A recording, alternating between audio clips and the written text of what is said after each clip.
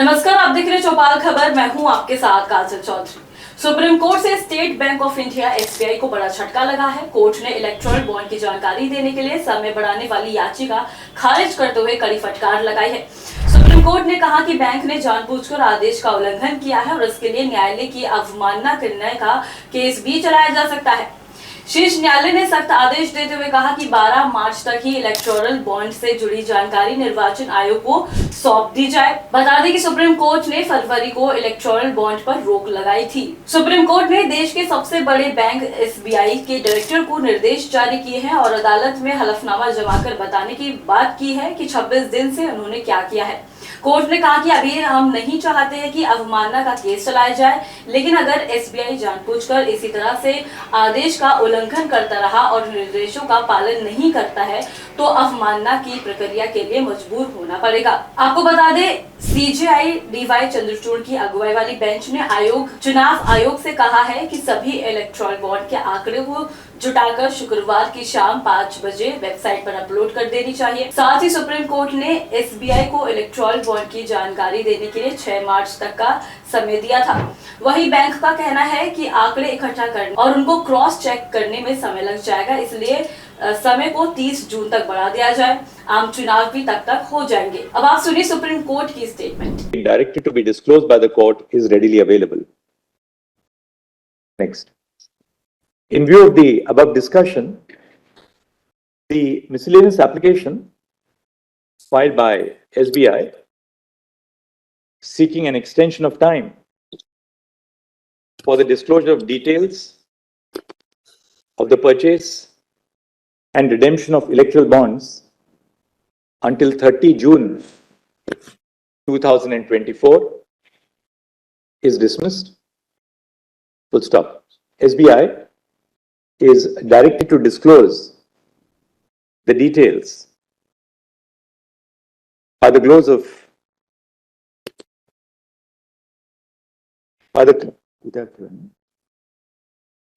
the business hours 12 March 2024. Full stop. As regards the ECI, we direct that ECI shall compile the information and publish the details in its official website no later than by 7 days.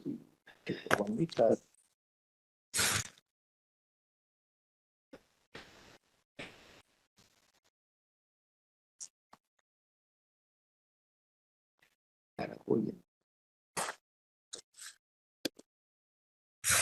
By 15 March, by 5 p.m. on 15 March 2024. Full stop. Supreme court ने फटकार लगाते हुए कहा कि electoral bond के जरिए चंदा देने वाले जानकारी इसके मुंबई ब्रांच में मौजूद है, केवल इसे बाहर निकाला है। कोर्ट ने कहा कि आदेश को 26 दिन हो चुके हैं और अब तक काम पूरा हो जाना चाहिए था।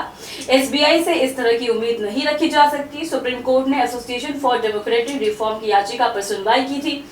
एडीआर ने ही इलेक्टोरल बॉन्ड स्कीम के खिलाफ सुप्रीम कोर्ट में याचिका फाइल की थी। इलेक्टोरल बॉन्ड की स्कीम बता दें मोदी सरकार ने 2017 में शुरू की थी। एडीआर लगातार मांग कर रहा है कि एसबीआई के खिलाफ अवमानना का केस चलाया जाए। कुल मिलाकर अगर देखें तो सुप्रीम कोर्ट की 5 बड़ी बातें जो सामने निकल कर आ रही हैं। पहली बड़ी बात कि सुप्रीम कोर्ट ने कहा है कि इलेक्टोरल बॉन्ड को लेकर पर्याप्त जानकारी बैंक के पास मौजूद है। एसबीआई के जवाब से ये पता चलता है कि उनके पास सारी जानकारियां उपलब्ध है। ऐसे में उनकी 30 जून तक समय वाली मांग खारिज कर दी है और इसके अलावा एसबीआई को निर्देश दिया जाता है कि 12 मार्च तक सारी जानकारी सौंप दी जाए। दूसरी बड़ी बात, 5 जजों की बेंच ने सरकारी बैंक को चेतावनी दी है, अगर कोर्ट के निर्देशों का पालन नहीं किया जाता तो उनके खिलाफ अवमानना की कार्रवाई की जाएगी। तीसरी बात जो सामने आ रही है, कोर्ट ने कहा कि हमने 15 फरवरी को आदेश दिया था, आज 11 मार्च है, 26 दिन हो गए हैं और क्या हो रहा है ये अभी तक कुछ नहीं पता है। जवाब में इसके बारे में नहीं बताया गया। हम एसबीआई से स्पष्ट जवाब की उम्मीद करते हैं। चौथी बात, कोर्ट ने कहा कि 15 फरवरी के फैसले से साफ कर दिया जाता है कि एसबीआई को केवल कवर खोलना है, जानकारी को सीधा आयोग को दे दे। ये गंभीर मामला है और आप इस तरह से तारीख बढ़वाना चाहते हैं। आपको पता होना चाहिए कि आप देश के नंबर 1 बैंक हैं। हम उम्मीद करते हैं कि एसबीआई आगे जानकारी उपलब्ध कराएगा। पांचवी बात, कोर्ट ने कहा कि खत्म की गई इलेक्ट्रल बॉन्ड स्कीम भी यह कहती है कि इसे खरीदने वाले की जानकारी उस वक्त देनी होगी जब कोई अर्जेंसी केस दर्ज होगा। स्कीम की शर्त के मुताबिक भी एसबीआई को सारी जानकारी उपलब्ध करवानी ही होगी। तो आप क्या सोच रहे हैं इस पर हमें कमेंट सेक्शन पर जरूर बताएं और ऐसी ही तमाम जानकारी के लिए देखते रहे चौपाल खबर। धन्यवाद।